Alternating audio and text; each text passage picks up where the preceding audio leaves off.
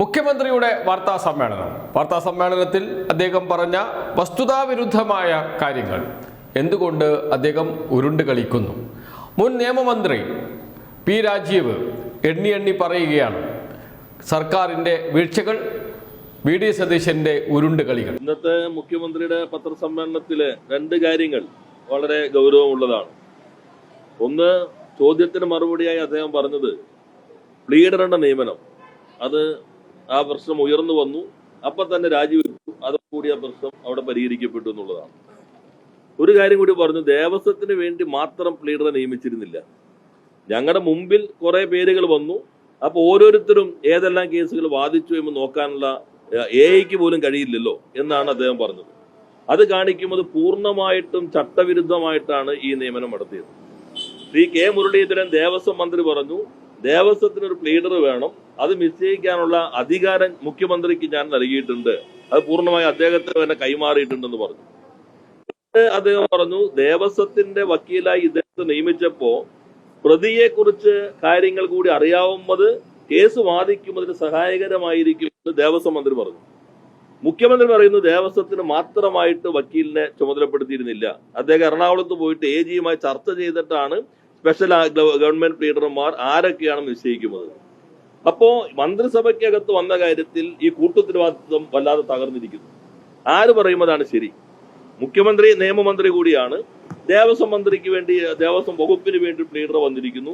അത് ആര് പറയുന്നതാണ് ശരി? അപ്പൊ ആരാണ് യഥാർത്ഥത്തിൽ ഈ അമിത തിടുക്കം കാണിച്ചുകൊണ്ട് ഇങ്ങനെ ഒരാളെ നിയമിച്ച് ഈ കേസ് അട്ടിമറിക്കാൻ ശ്രമിച്ചിട്ടുള്ളത്? രണ്ട്, അദ്ദേഹം പറഞ്ഞത് പല പേരുകൾ ഞങ്ങളുടെ മുൻപിൽ വരും, എഐക്ക് പോലും കഴിയില്ലല്ലോ. ചട്ടം വളരെ വ്യക്തമാണ്. Kerala government legal officers, law ഓഫീസേഴ്സിന്റെ ചട്ടത്തിൽ വളരെ കൃത്യമായി പറയുന്നുണ്ട്, അഡ്വക്കേറ്റ് ജനറൽ ഒരു പാനലാണ് സമർപ്പിക്കേണ്ടത്. ആ പാനൽ നിന്നാണ് അദ്ദേഹം ചിലപ്പോൾ അഭിപ്രായം രേഖപ്പെടുത്തുന്നത്. ആ അഭിപ്രായത്തിന്റെ അടിസ്ഥാനത്തിലാണ് നിയമമന്ത്രി കണ്ട്, മുഖ്യമന്ത്രി കണ്ട് മന്ത്രിസഭയിലേക്ക് വരുന്നത്. സാധാരണഗതിയിൽ ഞങ്ങളെല്ലാം ആ ചുമതല വഹിച്ചിരുന്ന ഘട്ടത്തിൽ അഡ്വക്കേറ്റ് ജനറൽ ആ പേരുകളിൽ തന്നെ ഇന്ന ആളുകളായിരിക്കും കൂടുതൽ യോഗ്യരായിട്ടുള്ള ആളുകൾ എന്നും നിർദ്ദേശിക്കും. അതിനോടൊപ്പം ബയോഡാറ്റ ഉണ്ടാകും. അതെല്ലാം പരിഗണിച്ചുകൊണ്ടാണ് അഡ്വക്കേറ്റ് ജനറൽ പേര് നിർദ്ദേശിക്കുന്നത്. ഇന്ന് മുഖ്യമന്ത്രി പറഞ്ഞു പലരും ഞങ്ങൾക്ക് പേരുകൾ നൽകി, അപ്പോൾ ചട്ടം പൂർണ്ണമായിട്ട് ലംഘിച്ചിരിക്കുന്നു.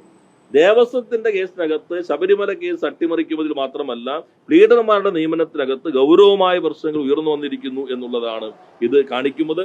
പൂർണ്ണമായിട്ടും ജനങ്ങളെ തെറ്റിദ്ധരിപ്പിക്കുന്ന രൂപത്തിലുള്ള ഒരു വിശദീകരണമാണ് മുഖ്യമന്ത്രി നടത്തിയിട്ടുള്ളത്.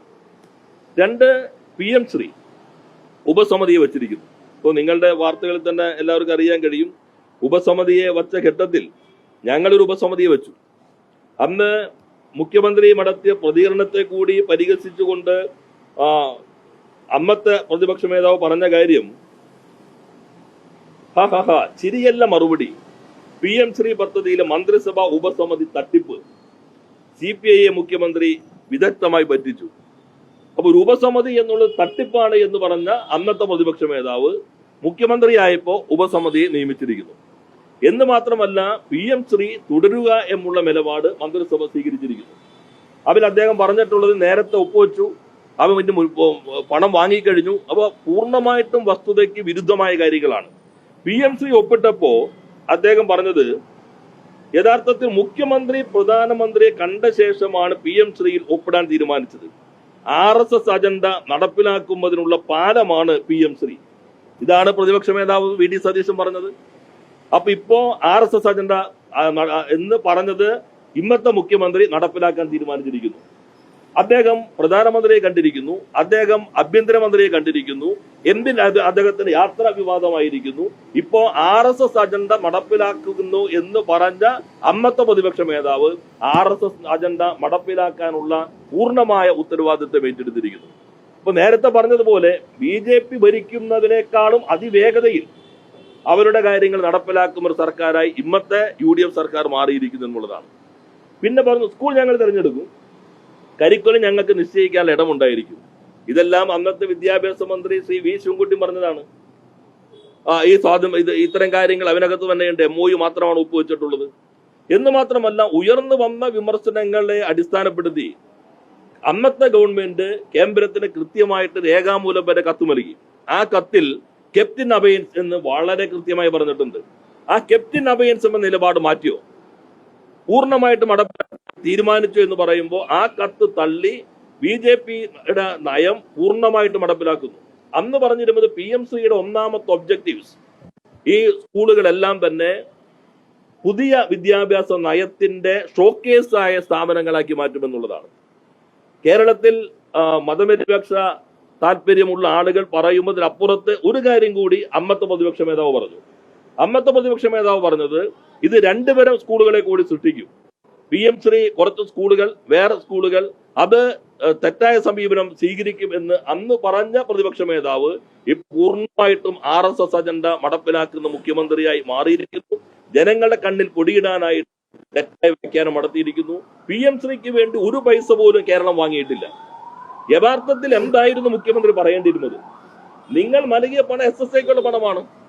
SSK നടപ്പിലാക്കുന്നതിന് വേണ്ടി, സർവശിക്ഷ അഭിയാൻ നടപ്പിലാക്കുന്നതിന് വേണ്ടി PMC നടപ്പിലാക്കണമെന്ന വ്യവസ്ഥയില്ല.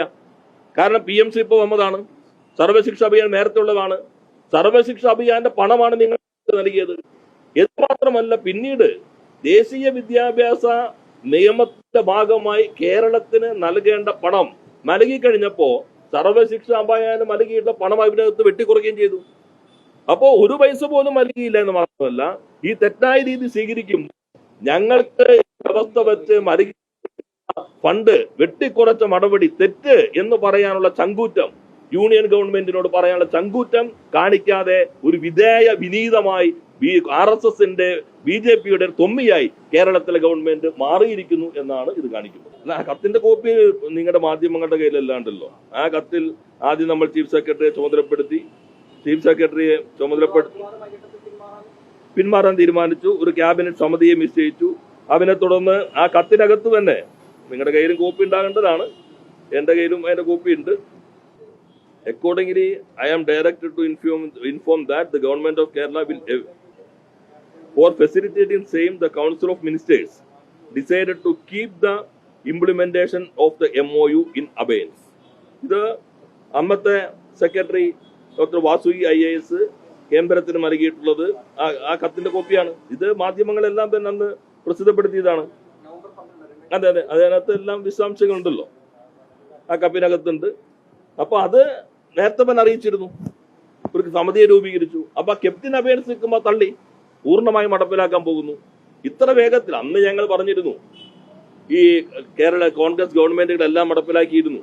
പക്ഷേ ഈ വന്ന വിമർശനങ്ങളെല്ലാം ഉൾക്കൊണ്ട് കെപ്റ്റിൻ അബയൻസ് വെച്ചു. അന്നത്തെ പ്രതിപക്ഷ മേധാവ് പറഞ്ഞു പ്രധാനമന്ത്രി കണ്ടതിന് ശേഷം മുഖ്യമന്ത്രി നടപ്പിലാക്കി. ഇത് RSSും CPIയും തമ്മിലൊരു ഡീലാണ്. ഇപ്പൊ പ്രധാനമന്ത്രിയെയും ആഭ്യന്തരമന്ത്രിയെയും കണ്ടതിന് ശേഷം പൂർണ്ണ വിധേയത്വത്തോടുകൂടി നടപ്പിലാക്കുന്നു. ഇതാണ് യഥാർത്ഥ ഡീൽ എന്ന് കേരളീയ സമൂഹം തിരിച്ചറിയുക തന്നെ ചെയ്യും.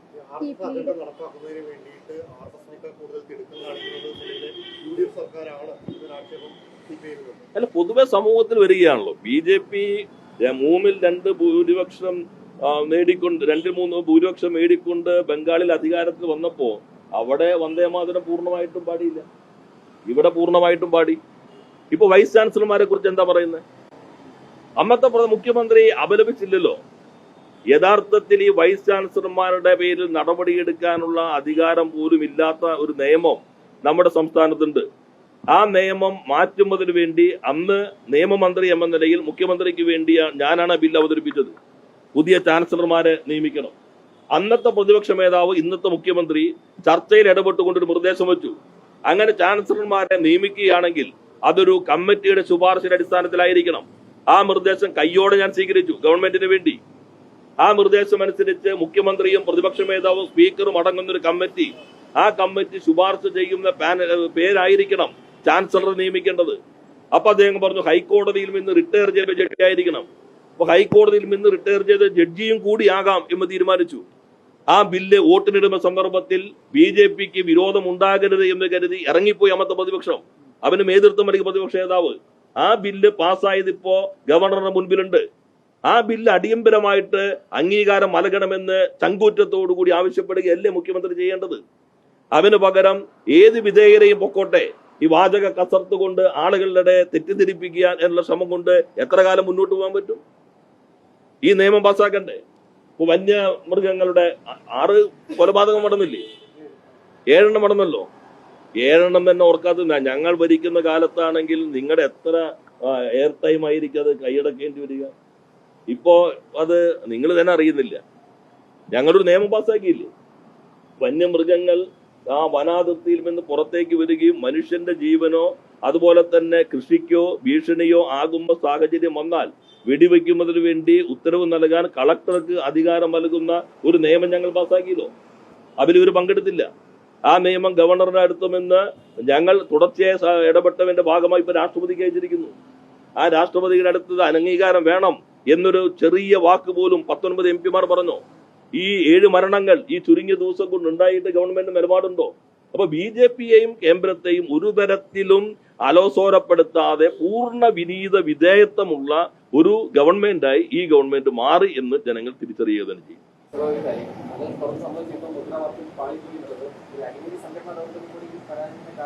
അല്ല, അതിനെന്ന് ഞാൻ പറഞ്ഞെന്ന് അവിടെ വന്ന കാര്യങ്ങളെല്ലാം മാർച്ച് പത്രസമ്മേളനത്തിൽ സൂചിപ്പിച്ച കാര്യങ്ങളാ. അത് നിങ്ങൾ അത്ര ശ്രദ്ധാപൂർവ്വം ഇരുന്ന് നോക്കാത്തതുകൊണ്ട് പറ്റിയതാണ്. ഞങ്ങൾ കൂട്ടായി നടത്തിയിട്ടുള്ള, അല്ലാണ്ട് എന്റേത് മാത്രമായ ഒരു നിഗമനവും അതിനകത്തില്ല. കൂട്ടായി നടത്തിയിട്ടുള്ള കാര്യങ്ങൾ സംസ്ഥാന കമ്മിറ്റി കഴിഞ്ഞ് പാർട്ടി സെക്രട്ടറി മാധ്യമങ്ങളോട് വിശദീകരിച്ച കാര്യങ്ങൾ തന്നെയാണ്.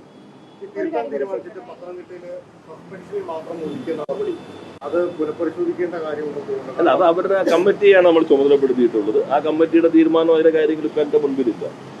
ഒരു കാര്യം കൂടി, ഈ പീഡന നിയമനവുമായിട്ട് ബന്ധപ്പെട്ടിട്ട് ലോയേഴ്സ് കോൺഗ്രസിൽ ഉൾപ്പെടെ വലിയ വിമർശനമായിരുന്നു വരുന്നത്. പാർട്ടിയിൽ തന്നെ ഉള്ള ആളുകളെ, അതായത് അർഹിക്കാത്ത ആളുകളെ എതിരെയും സാമുദായിക നേതാക്കൾ സജസ്റ്റ് ചെയ്തിട്ടുള്ള ആളുകളുടെ ഒരു ലിസ്റ്റാണ് വന്നിട്ടുള്ളത് എന്നുള്ള പരാതിയാണ്. മാത്രമല്ല, മുഖ്യമന്ത്രി നിയമമന്ത്രി എന്നുള്ള അധികാരം ഇതെടുത്ത് മറ്റു മന്ത്രിസഭയിലേക്കുള്ള വകുപ്പുകളിലേക്കുള്ള നിയമനം കൂടി മുഖ്യമന്ത്രി ചർച്ച ചെയ്യാതെ തീരുമാനിച്ചു എന്നുള്ളൊരു വലിയ വിമർശനം മുഖ്യമന്ത്രിക്കെതിരെ വന്നിട്ടുണ്ട്. അതേ തുടർന്നായിട്ടാണ് 2-3 പേര് രാജിയൊക്കെ വാങ്ങിച്ചിരുന്നെങ്കിൽ പോലും ഈ ലിസ്റ്റെ പറ്റി ഇപ്പോഴും അധിക്ഷേപം നിലനിൽക്കുന്നുണ്ട്.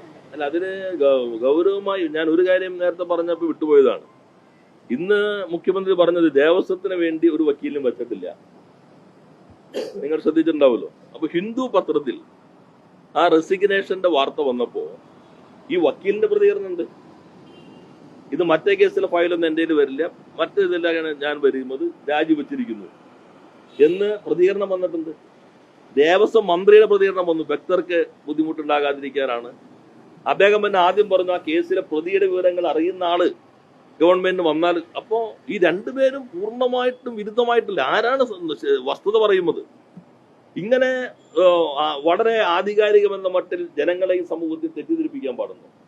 പിന്നെ ഇവിടെ ചോദിച്ച ചോദ്യം അതിൽ ഗവൺമെന്റിന് തീരുമാനിക്കാം. പക്ഷെ അതിനൊരു ചട്ടമുണ്ട്.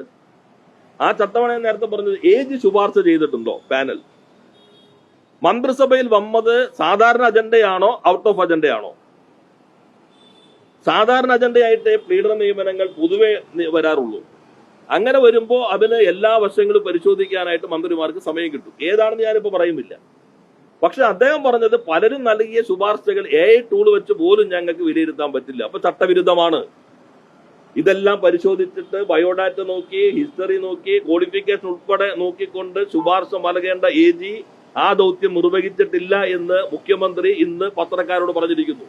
അപ്പൊ ഈ പ്ലീഡർ നിയമനം പൂർണ്ണമായും ചട്ടവിരുദ്ധമായിട്ടാണ് നടത്തിയത് എന്ന പ്രഖ്യാപനം മുഖ്യമന്ത്രി നടത്തിയിരിക്കുന്നു എന്നുള്ളത് അതീവ ഗൗരവമുള്ളതാണ്.